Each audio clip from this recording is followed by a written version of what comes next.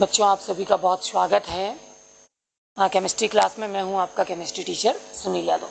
बच्चों, जैसे कि आपने देखा था हमने पिछली क्लास में, ठीक है, परमाणु संरचना से संदर्भ जो हमारा अध्याय चालू था उसमें हमने आपबाउ का नियम, हुंड का नियम, पाउली का अपवर्जन नियम, इस तरह से बहुत सारी चीज़ें, ऑर्बिटल्स, ठीक है, कक्षक और इन सारी चीज़ों के बारे में हमने पढ़ा। बच्चों, आज हमारा जो टॉपिक है क्वांटम संख्या को लेकर मैं आपके सामने हूं। तो हम क्वांटम संख्या के बारे में समझेंगे बेटा कि क्वांटम संख्या क्या होती है, और बहुत अच्छे से ध्यान दीजिएगा। तो बच्चों, किसी तत्व के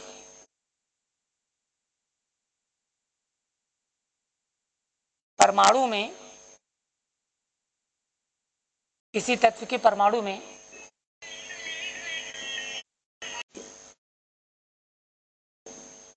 स्थिति, उसका घूर्णन, संवेग,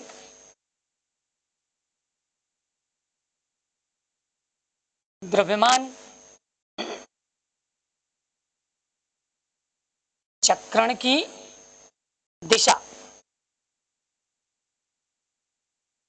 इत्यादि बातों की जानकारी,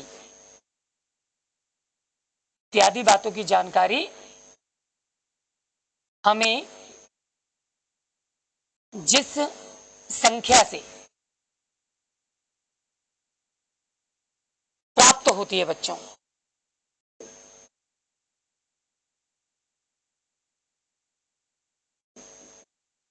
ठीक, तो उस संख्या को आप क्या कहते हो? क्वांटम संख्या कहते हो। बच्चों, वापस एक बार ध्यान दीजिए, जो स्टेटमेंट है बहुत अच्छे से समझने की कोशिश करिए। मैंने आपको बताया बच्चों, हम क्वांटम संख्या के बारे में जानने की कोशिश कर रहे हैं कि क्वांटम संख्या क्या होती है। बच्चों, मैंने आपको बताया किसी भी तत्व के परमाणु में इलेक्ट्रॉनों की स्थिति, उनका घूर्णन, उनका संवेग, द्रव्यमान, चक्रण की दिशा, ठीक है, इत्यादि बातों की जानकारी हमें जिस संख्या से प्राप्त होती है, तो उस संख्या को बच्चों हमने किस नाम से जाना? क्वांटम संख्या के नाम से जाना। ठीक है बच्चों, सबसे महत्वपूर्ण बात यहां पे कि जो क्वांटम संख्या है, ठीक है ना, जो भी हमारी क्वांटम संख्या है, तो यहां पर मैं आपको उसके प्रकार बता रहा हूं। बच्चों, आपको याद रखना है कि क्वांटम संख्या मुख्य रूप से 4 प्रकार की होती हैं। 4 प्रकार की क्वांटम संख्याओं में सबसे पहली जो क्वांटम संख्या बच्चों, वो होती है मुख्य क्वांटम संख्या। बच्चों, इसका जो दूसरा प्रकार है वो होती है दिगंशी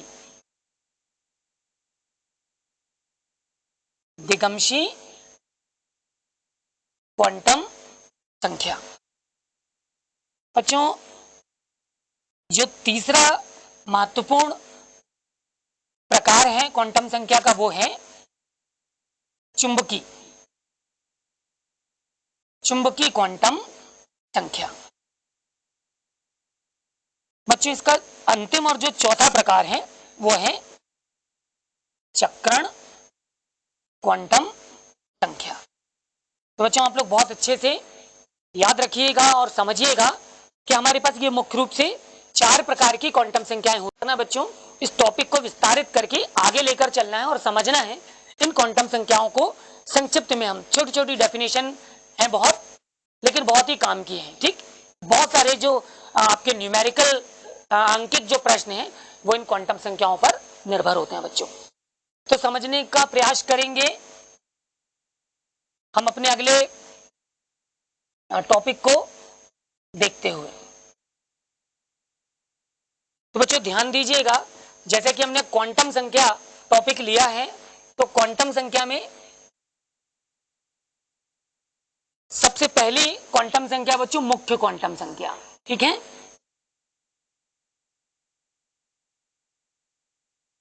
मुख्य क्वांटम संख्या।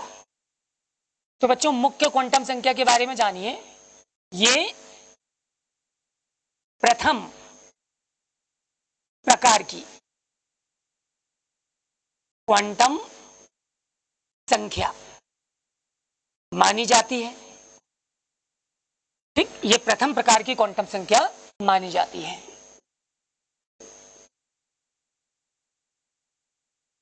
इसे स्मॉल एन से क्या करते हैं बच्चों, हम प्रदर्शित करते हैं। बहुत अच्छे से आपको याद रखना है, इसको हम स्मॉल एन से प्रदर्शित करते हैं। बच्चों हमारे पास एन के अधिकतम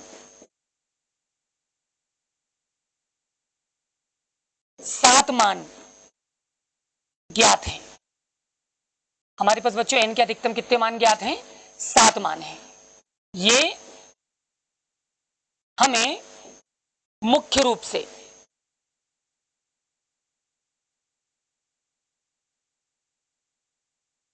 परमाणु के ऑर्बिट के क्रम, आकार,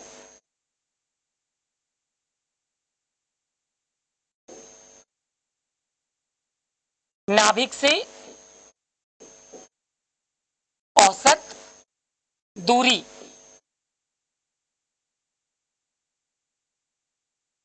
परमाणु त्रिज्या, आयतन, द्रव्यमान बच्चों इत्यादि की जानकारी देती है। बच्चों ये महत्वपूर्ण बात है कि ये जानकारी आपको कैसे प्राप्त होगी। बच्चों याद करिए, पहले और दूसरी क्लास में मैंने आपको बताया था कि सपोज ये हमारा नाभिक है। बच्चों मैंने नाभिक के चारों तरफ आपको कुछ वृत्तीय कक्षक बताए थे। अगर आपको याद होगा तो मैंने बताया था कि नाभिक के चारों तरफ से इस तरह से कुछ वृत्तीय सर्कल्स होते हैं। जैसे ये एक है पहला, ठीक है बच्चों, फिर उसके बाद इस तरह से ये दूसरा सर्कल है, फिर बच्चों इसी तरह से ये हमारे पास एक तीसरा सर्कल है। तो ये जो सर्कल्स बच्चों आप देख पा रहे हो ना, ये सर्कल्स हमारे ऑर्बिट कहलाते हैं। इस तरह से बच्चों जो चौथा है, ठीक है, उसमें भी ये सर्कल्स हैं, ये सभी हमारे ऑर्बिट कहलाते हैं बच्चों। तो बहुत अच्छे से ध्यान देने वाली बात है बच्चों, यहाँ पर ये n की वैल्यू 1 है, यहाँ पर n की वैल्यू 2 है, ये 3 है, ये 4 है। इसी तरह से बच्चों हम आगे चलेंगे तो अगले वाले में भी हमको इस तरह से 4 वृत्तीय सर्कल्स मिलते थे, फिर उसके बाद वाले में हमको 3 मिलते थे इस तरह से, और सबसे अंत में पुनः हमको 2 मिलते थे बच्चों इस तरह से। तो महत्वपूर्ण है 4, ये नंबर 5, ये 6 और ये 7। तो बच्चों जैसा कि आपने देखा, मैंने आपको बताया कि मुख्य क्वांटम संख्या, ये प्रथम प्रकार की क्वांटम संख्या, इसको हमने n से प्रदर्शित किया बच्चों। इसके अधिकतम हमारे पास 7 मान ज्ञात हैं और वो 7 मान मैंने आपके सामने रखे हैं। हमने इसको n से प्रदर्शित किया। n की वैल्यू हमारे पास 1 आ रही है, 2 आ रही है, ठीक है बच्चों, 3 आ रही है, ये 4 आ रही है, 5th आ रही है, ठीक है, 6 आ रही है और 7 आ रही है। बच्चों ये जो 7 ऑर्बिट्स हैं नाभिक के चारों तरफ से, ये जो आप वृत्तीय सर्कल देख रहे हो ना, इन्हीं को हम ऑर्बिट कहते हैं बच्चों। जैसे जैसे ये n का क्रम, n की वैल्यू बढ़ती जाएगी, हमारे ऑर्बिटल्स, नाभिक से ऑर्बिटल की दूरी बढ़ती जाएगी, उनका आकार बढ़ता जाएगा, उनकी ऊर्जा बढ़ती जाएगी, ठीक है, और हमको ये जो जानकारी है ये हमको प्राप्त होती रहेगी। बच्चे कि हमारा, ठीक है, मुख्य क्वांटम संख्या के पहले प्रकार को निरूपित करता है बच्चों। इसमें भी 3 और भी हैं, छोटी छोटी सी डेफिनेशन है, जल्दी से उनको भी लेता हूं, ठीक है। तो देखिए हम अगले पड़ाव पर चलेंगे। हमारा जो अगला टॉपिक है बच्चों इसमें, ठीक है, अब जैसा कि अभी आपने देखा, मैंने मुख्य क्वांटम संख्या भी आपके सामने लिया। तो बच्चों मुख्य क्वांटम संख्या के बाद मैं आपके सामने ले रहा हूं दिगंशी।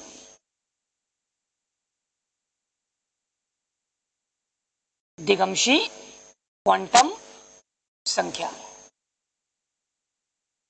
बच्चों दिगंशी क्वांटम संख्या ये द्वितीय प्रकार की क्वांटम संख्या है, ठीक है, ये द्वितीय प्रकार की क्वांटम संख्या है। बच्चों आप याद रखेंगे हम इसको स्मॉल एल से प्रदर्शित करते हैं। इसको प्रदर्शित करने का तरीका क्या है, हम इसको स्मॉल एल से प्रदर्शित कर रहे हैं। बच्चों यहां पर एक फॉर्मूला होता है L is equal to n minus one. Formula क्या है, L is equal to n minus one. तो आप देख सकते हैं कि जो दिगंशी क्वांटम संख्या उसको हमने L से प्रदर्शित किया और जो L का मान है वो n पर निर्भर है। इसका मतलब हम ये कह सकते हैं कि जो दिगंशी क्वांटम संख्या है ये मुख्य क्वांटम संख्या के मान पर क्या करती है बच्चों, बिल्कुल निर्भर करती है ना। जब तक आपको बच्चों n का मान नहीं मालूम होगा जब तक आप L का मान नहीं निकाल पाएंगे। बच्चों यहां पर उदाहरण बहुत महत्वपूर्ण है, यदि समझिएगा मैं n का मान 1 लेता हूं तो L बराबर मुझे क्या मिल जाएगा, 1 माइनस 1, L का मान मुझे 0 मिल जाएगा। यदि बच्चों मैं n का मान 2 लेता हूं तो L का मान मुझे 2 माइनस 1 के अकॉर्डिंग 1 मिलेगा। इससे पहले आप 0 शामिल कर लेंगे। मैं जैसे ही n की वैल्यू 3 यूज करूंगा बच्चों, ठीक है, जहां पर यदि लिखा यानी ये वैल्यू हमको लेकर चलना है। जब आप L की वैल्यू 3 लेंगे तो बेटा 3 माइनस 1 के अनुसार आपको 2 मिलेगा। इससे पहले 1 और 0 इंक्लूड कर लेंगे। बच्चों इसी तरह से जब आप n की वैल्यू 4 लेंगे तो L इज इक्वल टू आपको 3, इससे पहले आपको 2, 1 और 0 को इंक्लूड कर लेना है। बच्चों बहुत महत्वपूर्ण चीज है बच्चों, समझने वाली बात है कि जब आपको L की वैल्यू 1 मिलेगी तो ये L बराबर 1 s ऑर्बिटल को निरूपित करेगा। यानी ये हमको किसकी जानकारी देगा, L बराबर 1 s ऑर्बिटल की। इसी तरह से बच्चों जब आपको L के 2 मान प्राप्त होंगे, है ना, जब आपको 2 मान प्राप्त होंगे तो यहां पर आपको s और p ऑर्बिटल की जानकारी प्राप्त होगी। जो 0 है वो s ऑर्बिटल की जानकारी देगा जबकि 1 आपको p ऑर्बिटल की जानकारी देगा। बच्चों जब आपको L के संभावित मान की संख्या 3 प्राप्त होगी तब आपको यहां पर s p और इसके साथ आपको p ऑर्बिटल प्राप्त होगा। बच्चों तो जो 0 है वो s को, 1 जो है वो p को और 2 जो है वो d ऑर्बिटल को इंडिकेट करेगा। बच्चों इसी तरह से जब आपको L तब आपके पास s p d और f ये 4 ऑर्बिटल प्राप्त होंगे। 0 इंडिकेट करेगा s को, 1 इंडिकेट करेगा p को, 2 इंडिकेट करेगा d को और 3 इंडिकेट करेगा f को। आप थोड़ा सा संयम में आ जाएंगे जब आप n की वैल्यू आप रखेंगे 5, 6 और 7, क्योंकि बच्चों 5, 6 और 7 जब आप रखेंगे तब आप देखेंगे थोड़ा सा इसको टॉपिक को अगर हम आगे ले रहे हैं, यदि मैं n की वैल्यू 5 रखने जा रहा हूं तो L का मान मुझे कितना मिलने वाला है, तो वो मुझे मिलने वाला है 4। इससे पहले 3, 2 और 1 और 0 को शामिल करूंगा तो बच्चों होगा क्या कि इन प्रारंभ के 3 ऑर्बिटल के लिए s, प्रारंभ के 4 के लिए s p d, ठीक है, और लास्ट वाली के लिए f तो मिलेगा। लेकिन जैसे ही आप 4 की बात करेंगे इसके लिए कोई भी ऑर्बिटल निर्देशित नहीं होगा। तो ऐसी कंडीशन में हम थोड़ा सा असमंजस में आ जाएंगे कि इनके लिए हम किस तरह के ऑर्बिटल को डिफाइन करने वाले। तो बच्चों भविष्य में ऐसे हमको इनके लिए भी कोई ना कोई तत्व मिलेंगे और उस कंडीशन में फिर इनके लिए ऑर्बिटल डिफाइन हो जाएंगे। तो फिलहाल में आप ये जो जानकारी आपको दी गई है आप इस जानकारी को कंट्रोल करेंगे, ठीक है बच्चों। तो बच्चों आपने जैसा कि देखा, ठीक है, हमने दिगंशी क्वांटम संख्या और मुख्य क्वांटम संख्या की जानकारी ली। बच्चों बहुत अच्छे से याद रखेंगे, दिगंशी क्वांटम संख्या से बिल्कुल कंफ्यूज नहीं होना है। हमने वहां पर L बराबर 1 N बराबर 1 2 3 4 के लिए हमको L के संभावित मान प्राप्त हो रहे हैं क्योंकि हमारे पास अधिकतम ऑर्बिटल जो है वो 4 हैं। क्योंकि बच्चों हम केवल परमाणु क्रमांक 1 से लेकर परमाणु क्रमांक 118 तक के तत्वों का अध्ययन कर रहे हैं। तो बच्चों जो विस्तारित अभी आपके सामने रखा गया आपको ये संभावित ऑर्बिटल ही प्राप्त होंगे। पर भविष्य में अगर आप ऐसा कोई तत्व खोज लेते हैं या वैज्ञानिक ऐसा कोई तत्व खोज कर हमारे सामने ला देते हैं जिसका परमाणु क्रमांक 118 से ज्यादा होगा तो बच्चों ऐसे तत्व के लिए ही संभव होगा जबकि हम n बराबर 5, 6 और 7 वैल्यू रखने पर भी हमको सतत ऑर्बिटल मिलना प्रारंभ हो जाएंगे। तो उस कंडीशन में उनके भी बारे में फिर हमको विवरण देखने को मिलेगा। बच्चों हमारी तीसरी क्वांटम संख्या जो है वो है चुंबकीय।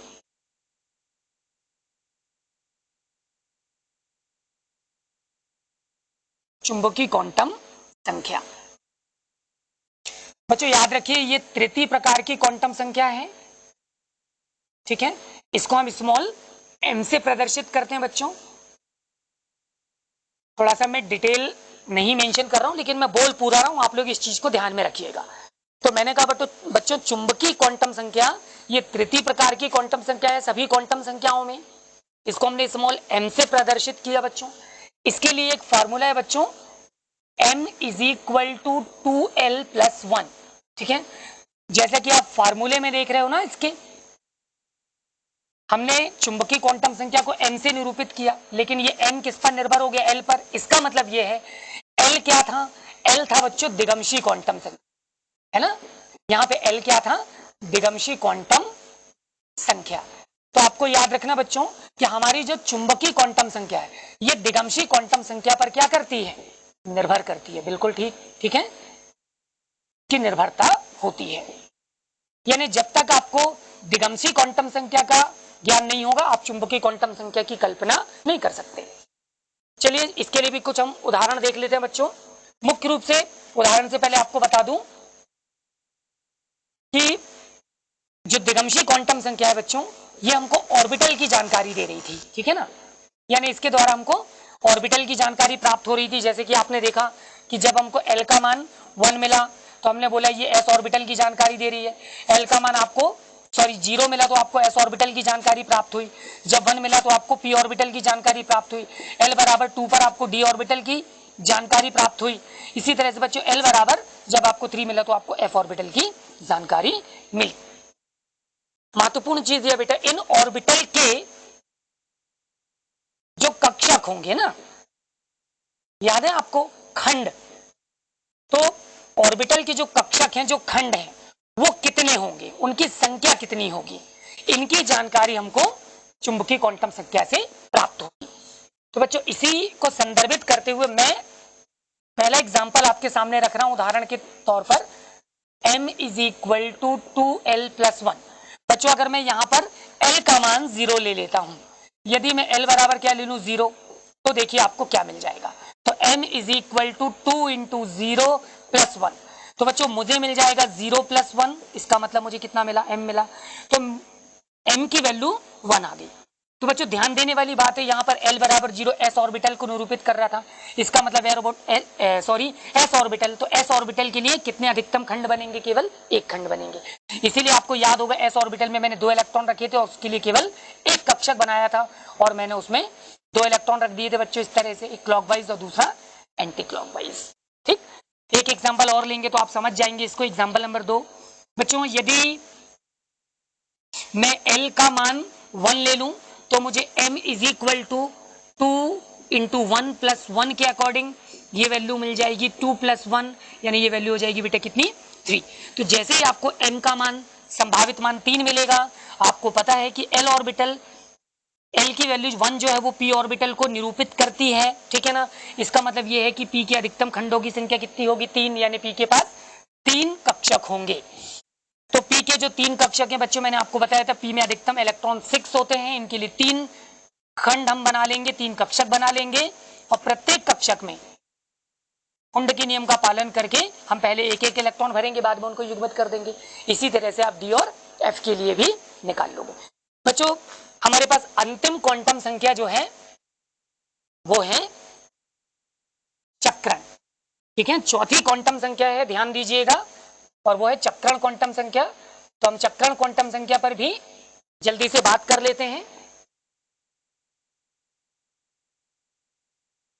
चक्रण क्वांटम संख्या बच्चों आप याद रखिए ये सभी क्वांटम संख्याओं की चतुर्थ क्वांटम संख्या है, ठीक। ये सभी क्वांटम संख्याओं की चतुर्थ क्वांटम संख्या है, चौथे नंबर की क्वांटम संख्या है। बच्चों हम इसको s से निरूपित करते हैं। और सबसे महत्वपूर्ण बात ये, ठीक, अन्य सभी क्वांटम संख्याओं से पूर्णतः स्वतंत्र होती है। इसका मतलब ये किसी पर निर्भर नहीं होती। इसका अपना एक अलग तरीका बच्चों, आपको सिर्फ एक उदाहरण देखना है।